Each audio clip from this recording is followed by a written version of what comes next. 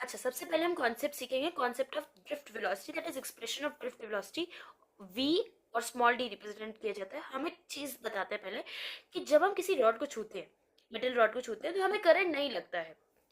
ऐसा क्यों होता है? क्योंकि देखो, कंडक्टर के अंदर जितने भी इलेक्ट्रॉन्स होते हैं ना, वो रैंडम डायरेक्शन में मूव कर रहे होते हैं। उसमें वेक्टर लॉ से क्या होता है, कुछ डायरेक्शंस कैंसिल हो जाती है, जिसकी वजह से उस पर थर्मल इफेक्ट जो होता है वो जीरो हो जाता है, और इसीलिए रॉड छूने पर करंट हमें नहीं लगता है। एवरेज थर्मल वेलोसिटी जीरो हो जाती है। I am not saying that average thermal speed is zero, but the average thermal velocity is becoming zero. So हमने सबसे पहले लेट किया u1 vector, u2 vector, u3 vector up to un vector जो है वो थर्मल वेलोसिटीज है free electrons की। Average thermal velocity free electrons की क्या हो जाएगी? जीरो।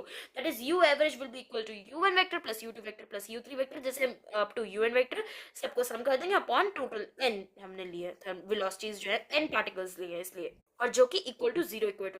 अच्छा, जब हमने नॉर्मल कंडक्टर लिया था तब उसकी कुछ ना कुछ वेलोसिटीज थी। अच्छा, अगर हम एवरेज थर्मल स्पीड की बात करें फ्री इलेक्ट्रॉन से, that is 10 to the power 5 is to 10 to the power 6 metre पर सेकेंड। और इलेक्ट्रॉन्स जो होते हैं वो थर्मल स्पीड से मूव करते हैं, थर्मल वेलोसिटी उसकी जीरो हो जाती है, उसका एवरेज सम। अच्छा, जब हमने इसको एक वोल्टेज से कनेक्ट कर दिया, तो वोल्टेज जैसे ही कनेक्ट किया तो पोटेंशियल डिफरेंस मतलब हुआ। तो इसमें क्या होगा, एक इलेक्ट्रिक फील्ड सेटअप होगी। जो पोटेंशियल इलेक्ट्रिक फील्ड होगी वो from the positive terminal to the negative terminal जाएगी। ठीक है, और इलेक्ट्रॉन्स का मूवमेंट क्या है, from the negative to positive terminal, क्योंकि इलेक्ट्रिक फील्ड जो होती है वो हमेशा पॉजिटिव से नेगेटिव जाती है, और इलेक्ट्रॉन्स जो होते हैं वो नेगेटिव से पॉजिटिव की तरफ जाते हैं। That is just the opposite direction of electric field. Electrons move, और इलेक्ट्रिक फील्ड क्या करेगी, इलेक्ट्रिक फील्ड इलेक्ट्रॉन को अपने ऑपोजिट खींचेगी इसकी वजह से। दैट इज फील्ड के जस्ट ऑपोजिट इलेक्ट्रॉन जो होगा वो ड्रिफ्ट होने लग जाएगा, शिफ्ट होने लग जाएगा। एक चीज याद रखना कि थर्मल वेलोसिटी कंडक्टर की कभी भी कंट्रीब्यूट नहीं करती करंट को, सिर्फ और सिर्फ फील्ड के इफेक्ट की वजह से ही VD that is drift velocity आती है, जो कि हमें करंट देती है। अच्छा, हमें पता है फोर्स का फॉर्मूला होता है, फोर्स हर एक इलेक्ट्रॉन पर निकाले तो that is force equal to Q E होता है।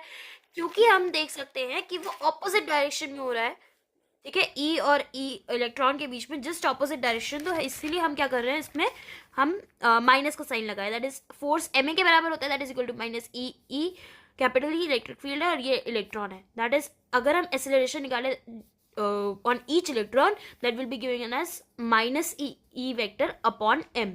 जो वेलोसिटी एक्वायर होगी इलेक्ट्रॉन्स के द्वारा एक टाइम में between the two successive collisions, मतलब देखो टाउ हमने पढ़ा था पिछले साल की, जो सक्सेसिव कोलिजन्स होता है उसके बीच का टाइम इंटरवल होता है जब वो टकराते हैं, तो उसमें जो टाइम लग रहा है उसमें जो वेलोसिटीज एक्वायर हो रही है that is tau 1 tau 2 tau 3 up to tau n।